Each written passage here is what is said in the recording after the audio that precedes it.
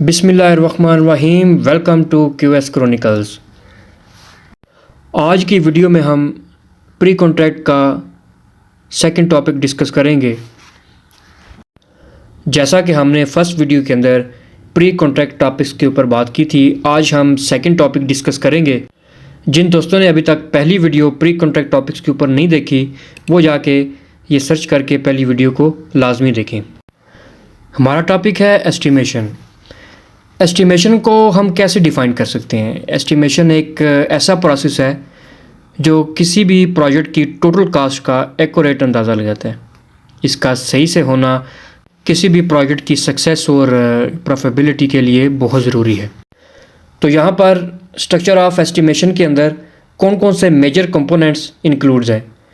Number 1 direct cost, number 2 indirect cost. Direct cost क्या होती है? डायरेक्ट कॉस्ट वो होती है जिसके अंदर हम मटेरियल कॉस्ट निकालते हैं, लेबर कॉस्ट निकालते हैं, मशीनरी इक्विपमेंट्स कॉस्ट निकालते हैं। मटेरियल कॉस्ट के अंदर सिविल एंड MEP के जितने भी आइटम्स होते हैं उनकी मटेरियल कॉस्टिंग की जाती है, जिसके अंदर सिविल एंड MEP के मेजर आइटम्स शामिल होते हैं। मटेरियल कॉस्टिंग के बाद लेबर कॉस्टिंग की जाती है। लेबर कॉस्ट कैसे निकालते हैं? लेबर हर आइटम की रिक्वायरमेंट के मुताबिक उसको कैलकुलेट किया जाता है, चाहे वो सिविल का है, चाहे इलेक्ट्रिकल का है, चाहे प्लम्बिंग का है। उसके अंदर स्किल्ड और अनस्किल्ड लेबर को कैलकुलेट किया जाता है।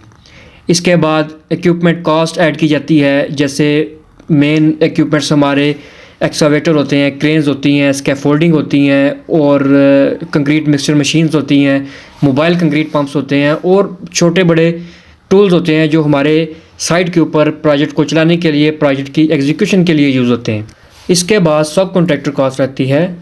स्पेसिफिक टास्क के लिए सब कॉन्ट्रैक्टर्स हायर किए जाते हैं, जैसे इलेक्ट्रिकल या HVAC वर्क के लिए या लिफ्ट्स के कामों के लिए। अब डायरेक्ट कॉस्ट निकालने के लिए हमें क्या करना पड़ता है, क्या क्या चीज़ें कैलकुलेट करनी पड़ती हैं और किन फॉर्मेट्स के ऊपर काम किया जाता है, वो अभी मैं आपको हम एक्सेल की शीट के अंदर ये काम करेंगे। इसके रेट एनालिसिस बनाएंगे, इसका मैं आपको व्यू क्यों दिखाऊंगा और उसकी मेन समरी कैसे बनाते हैं वो आपको दिखाऊंगा। अभी हम पहले इनडायरेक्ट कॉस्ट को भी डिस्कस कर लें कि इनडायरेक्ट कॉस्ट क्या होती है। इनडायरेक्ट कॉस्ट वो कॉस्ट होती है जो कि डायरेक्टली साइट के कामों से लिंक्ड होती है, एसोसिएटेड होती है, लेकिन प्रोजेक्ट कंप्लीशन के लिए एसेंशियल है, जिसके अंदर ओवरहेड्स आते हैं। ओवरहेड्स क्या होते हैं? ओवरहेड्स के अंदर office expenses, utilities, site staff salaries ये शामिल होती हैं। प्रॉफिट मार्जिन्स शामिल होते हैं। कॉन्ट्रैक्टर का एक्सपेक्टेड प्रॉफिट जो 10 से 15% होता है। इसके अलावा कंटीजेंसीज प्राइसेस होती हैं, जिसके लिए रिज़र्व फॉर अनएक्सपेक्टेड इवेंट्स जैसे inflation, design changes, bad weather या किसी वजह से प्रोजेक्ट डिले हो जाए तो उसके लिए कंटीजेंसीज प्राइसेस रखी जाती हैं। इसके अलावा परमिट्स एंड अप्रूवल की कॉस्ट होती है। गवर्नमेंट से अप्रूवल्स और लाइसेंसेस की कॉस्ट के लिए ये कॉस्ट भी ऐड की जाती है। इनडायरेक्ट कॉस्ट प्रोजेक्ट की मैनेजमेंट और अनफोर्सीन चैलेंजेस को कवर करती हैं। इनका इग्नोर करना फाइनेंशियल लॉसेस का सबब बन सकता है। तो ये थी इनडायरेक्ट कॉस्ट जो अभी हमने डिस्कस किया। अब चलते हैं हम अपनी मेन वर्किंग की तरफ। यहाँ पर हम अपनी फ़ाइल ओपन कर लेंगे। फ़ाइल के अंदर सबसे पहले आप देखें ये BOQ की शीट है, जिसके अंदर सिविल का BOQ है और उसके आइटम्स हैं, उनका यूनिट, उनकी क्वांटिटी, रेट और अमाउंट। ये सिविल वर्क्स की टोटल अमाउंट है। इसके नीचे इलेक्ट्रिकल वर्क्स है, ये उनके आइटम्स हैं, उनका यूनिट, क्वांटिटी, रेट और अमाउंट और ये टोटल अमाउंट है। इसके अलावा प्लम्बिंग वर्क्स है, उनके आइटम्स हैं, यूनिट, क्वांटिटी, रेट और अमाउंट और टोटल अमाउंट है। अब ये BOQ है, ये इनकी समरी है, मेन समरी, जिसके अंदर ये सिविल वर्क्स, प्लम्बिंग का काम, इलेक्ट्रिकल, HVAC का काम, लिफ्ट्स का काम और ये टोटल अमाउंट हमारे पास मौजूद है। अब हम बढ़ते हैं रेट एनालिसिस की तरफ, क्योंकि ये जो रेट्स हमारे पास आए हैं ये मैंने लिंक किए हुए हैं रेट एनालिसिस से। तो रेट एनालिसिस हम डिस्कस करते हैं कि हमने डायरेक्ट कॉस्ट और इनडायरेक्ट कॉस्ट को कैसे कैलकुलेट किया। तो यहाँ पर आप देख सकते हैं कि सिविल, इलेक्ट्रिकल और प्लम्बिंग के रेट एनालिसिस हैं। इसमें हम एक पूरे प्रोजेक्ट के रेट एनालिसिस तो नहीं डिस्कस कर सकते, लेकिन चंद आइटम सिविल के, इलेक्ट्रिकल के और प्लम्बिंग के आपसे डिस्कस करूँगा। तो यहाँ पर देखें, सबसे पहले हमारे पास BOQ का आइटम है एक्सकावेशन। उसके अंदर जो 39.97 रेट निकला हुआ है पर CFT, वो कैसे कैलकुलेट किया गया उसका रेट एनालिसिस यहाँ पे आप देखें। इसके अंदर डायरेक्ट कास्ट और इनडायरेक्ट कास्ट भी कैलकुलेट हुई है। वो उसको देखने से आपको समझ आ जाएगी कि डायरेक्ट कास्ट कौन सी है और इनडायरेक्ट कास्ट कौन सी है। तो सबसे पहले जो हमारी कॉस्ट प्राइम रेट तक है वो है हमारी डायरेक्ट कास्ट। इसके बाद जो हमारी इनडायरेक्ट कास्ट है वो आती है, जिसके अंदर कंपनी का ओवरहेड शामिल है, प्रॉफिट और टैक्स वगैरह शामिल है। और इस तरह डायरेक्ट कास्ट और इनडायरेक्ट कास्ट को कैलकुलेट करने के बाद जो हमारा एस्टिमेटेड रेट बना वो बना 39.97 पर CFT। इस आइटम को आप साथ साथ रिव्यू करते जाएं। अगर किसी चीज़ पे कोई प्रॉब्लम आती है तो वो कमेंट सेक्शन में ज़रूर बताइएगा, या हमारा QS का व्हाट्सएप का ग्रुप है, आप उसमें भी डिस्कस कर सकते हैं। इसके बाद BOQ का सेकंड आइटम RCC वर्क्स है। RCC का रेट एनालिसिस जो हमने बनाया और उसका जो रेट कैलकुलेट किया गया वो है 393.65 पर CFT। इसका रेट एनालिसिस हम चेक करते हैं कि हमने इसकी डायरेक्ट कास्ट और इनडायरेक्ट कास्ट कैसे कैलकुलेट की। यहाँ पर आप देखें कि हमारे पास 1.3 की कंक्रीट है 4000 PSI की राफ्ट के लिए, जिसका हमने यूनिट 100 CFT रखा। सबसे पहले हम बेस रेट निकाल लेते हैं। बेस रेट क्या है, जिसमें हमारा सीमेंट, सैंड, क्रश, प्लास्टिसाइज़र जिसको हम कंक्रीट में यूज़ करते हैं, केमिकल है, वो शामिल है। तो उनको कैलकुलेट करने के बाद हमारी फिर लेबर कॉस्ट आएगी। बैचिंग प्लांट के ऊपर जो हमारे ऑपरेटर्स और लेबर होती है, मिक्सिंग, ट्रांसपोर्टेशन और प्लेसिंग की कॉस्ट, फार्म वर्क की कॉस्ट, कंक्रीट प्लेसिंग लेबर जो साइट पे मौजूद होती है उसकी कॉस्ट, वाइब्रेटर चलाने की कॉस्ट, ये सारी शामिल हैं डायरेक्ट कास्ट के अंदर। डायरेक्ट कास्ट के ऊपर हमने इनडायरेक्ट कास्ट कैलकुलेट की तो वो हमारा रेट बना 393.65 पर CFT।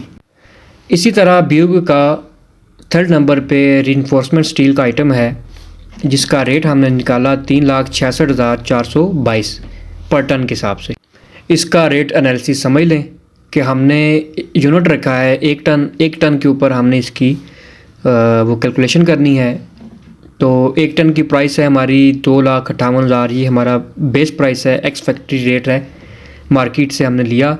तो 2,58,000 का इसका रेट है पर टन के हिसाब से। फिर उसके बाद साइट मूवमेंट है, बाइंडिंग वायर है, 1% हमने चेयर्स के लिए, स्पेसेस के लिए रखा, वेस्टेज हमने 2% डाली, लोडिंग अनलोडिंग हमने ऐड की, labour for cutting, bending and fixing के लिए हमने ये सारे रेट्स इसके अंदर लगा के तो इसकी डायरेक्ट कास्ट को कैलकुलेट कर लिया। इसके बाद हमने इसके ऊपर इनडायरेक्ट कास्ट कैलकुलेट की, तो उससे हमारा जो रेट बना वो बना 3,66,422 रुपये पर टन।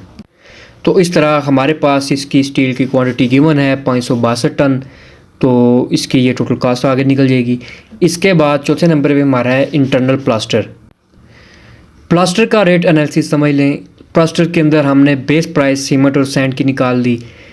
इसके अलावा जो उसके लिए मार्टर रेडी किया जाता है, चिपिंग के लिए क्योरिंग है, making edges, corners, chicken mesh उसमें यूज़ होती है जॉइंट्स के लिए। लेबर कॉस्ट हमने कैलकुलेट की, डायरेक्ट कास्ट को हमने वो कैलकुलेट कर लिया। इसके बाद हमने इनडायरेक्ट कास्ट इसके ऊपर ऐड की, तो वो हमारा 40.57 पर SFT रेट इसका प्लास्टर का वो कैलकुलेट हो गया। तो रेट्स कैलकुलेट करने के बाद हमारे पास ये क्वांटिटी गिवन है। इससे जब रेट मल्टीप्लाई हो जाएगा तो ये हमारी टोटल कास्ट यहाँ पे आ जाएगी। तो इस तरह हमारे पास जो सिविल की टोटल कास्ट बनी है उसको हम मेन समरी पे ले जाएंगे और यहाँ पे लिंक कर देंगे, जो ऑलरेडी मैंने यहाँ पे लिंक इसको किया हुआ है। सिविल के बाद हम प्लम्बिंग को डिस्कस करेंगे। प्लम्बिंग के रेट एनालिसिस हैं। प्लम्बिंग के अंदर हम GI का पाइप लेंगे, उसकी मार्केट बेस प्राइस लेंगे, उसके ऊपर हम एनालिसिस करेंगे जिसके अंदर उसकी फिटिंग है, हैंगर्स हैं, वेस्टेज है, कैरिज है, लेबर कॉस्ट आएगी, टूल्स एंड प्लांट्स की कॉस्ट आएगी और उसके बाद इनडायरेक्ट कॉस्ट आएगी।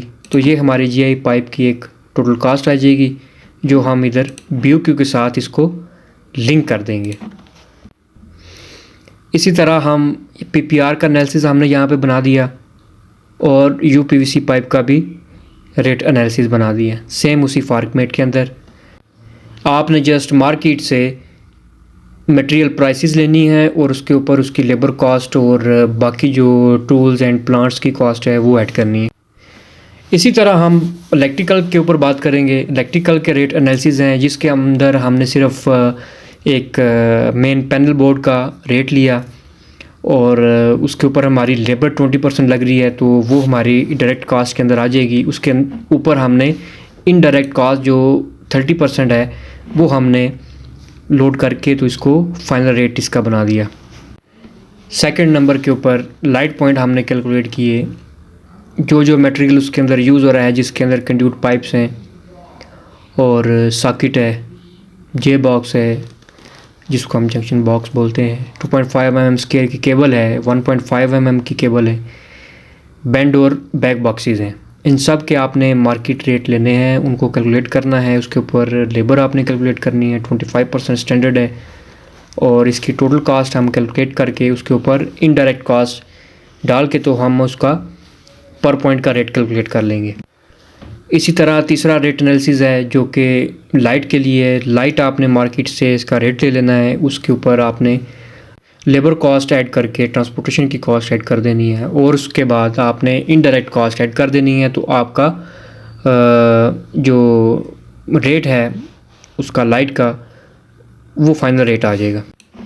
तो यहाँ पर सिविल, प्लम्बिंग और इलेक्ट्रिकल को आप इस तरह रेट एनालिसिस बना के तो BOQ के साथ उसको आप लिंक कर दें और जब उनकी कॉस्ट मुकम्मल हो जाए हर आइटम की तो उसको आप एक समरी पे ले जाएं जिसके अंदर आप ये सिविल और प्लम्बिंग के आइटम्स की कॉस्ट, इलेक्ट्रिकल वर्क्स, अगर आपके पास HVAC का कोई काम है जो आपने सब कॉन्ट्रैक्टर से वो ले लिया, आप उसको कैलकुलेट करके ऊपर अपना कंपनी का ओवरहेड वगैरह प्रॉफिट टैक्स ऐड कर दें।